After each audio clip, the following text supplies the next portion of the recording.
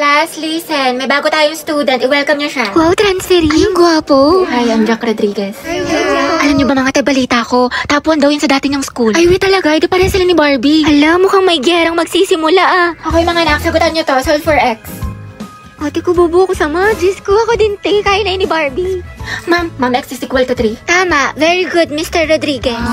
Grabe, ang bilis din niya magsagot parang si Barbie. True. Te, anong score mo sa quiz? Siguro ikaw na naman highest. 24/10. O diba, pasabog ka talaga te. 20 lang ako. Tama. Guys, na perfect ni Jack yung quiz.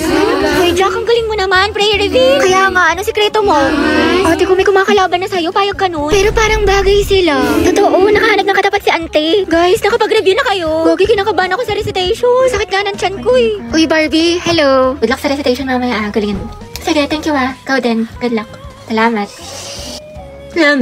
Yabang mo. Bakla, the more you hate, the more you love. Class, let's have a debate. Who wants to volunteer? Mama ko po. Okay, si Miss Tia. Sino pa? Ako din po, ma'am. I volunteer. Okay, Mr. Rodriguez. Mainit-init na laban to ah. Pustahan si Barbie mananalo. Ako feeling ko si Jack.